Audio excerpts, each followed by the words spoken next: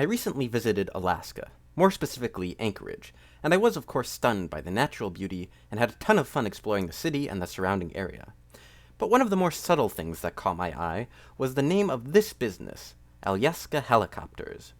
The name was very similar to the name of the state, Alaska, but different enough to leave me wondering about the reason for this interesting spelling. Was this how Alaskans pronounced their state name when they had a little too much to drink? Or was it some kind of inside joke? The longer I stayed in Alaska, the more often I noticed this strange spelling. I saw a company called Alyeska Tire in the town of Homer, and an Alyeska Highway in the town of Girdwood.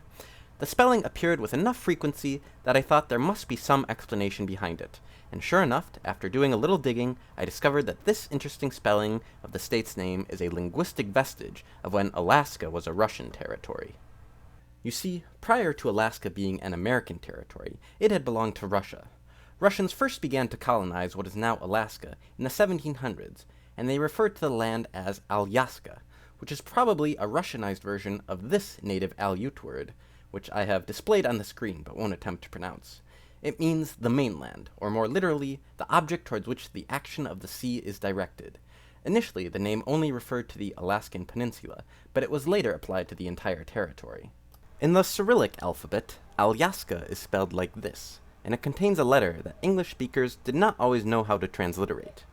This character, which to English speakers looks like a backwards R, makes two sounds, a y and an a, which together make a ya.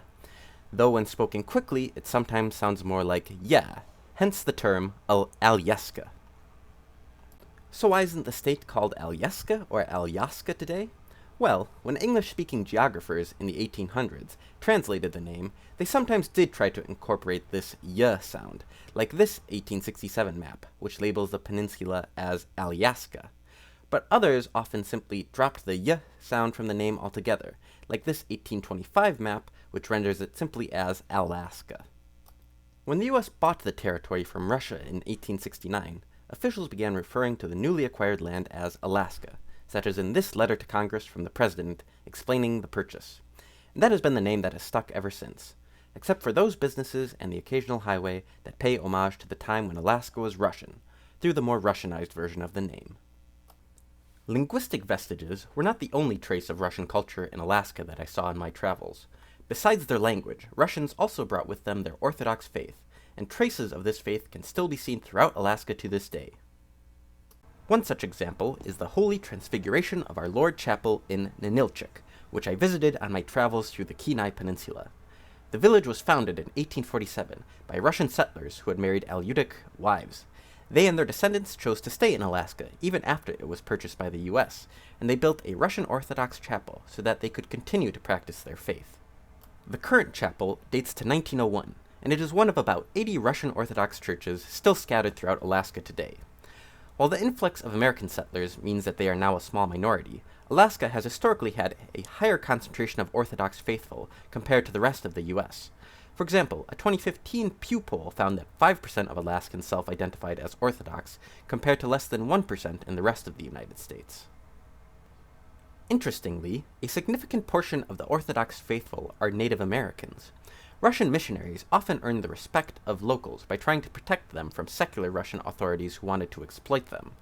Missionaries also took the effort to learn native languages, and they even translated the Bible and traditional hymns into these languages, some examples of which can be seen in the Anchorage Museum. These efforts helped win over native populations, and thousands converted voluntarily. Native Orthodox societies continue to thrive to this day, and recently, the Orthodox Church of America even canonized a native Yupik woman, Olga of Kwethluk, as a saint. Like other churches, however, some Orthodox communities have struggled with the forces of secularization and retaining parishioners. When I spoke with a member of the Ninilchik parish while visiting, he informed me that about a dozen people still regularly attend liturgies at the small chapel, and that more come for Christmas and Easter. He informed me that the majority of parishioners, however, are now buried in the cemetery behind the church. Nevertheless, the small but passionate remaining faithful, as well as the steady stream of tourists who visit and donate to the upkeep of this chapel, ensure that it will remain a reminder of Russian influence on Alaska for years to come. This church, and others, along with linguistic vestiges, pay testament to the oft-forgotten time when Alaska, or Alyaska as they would have called it, was Russian.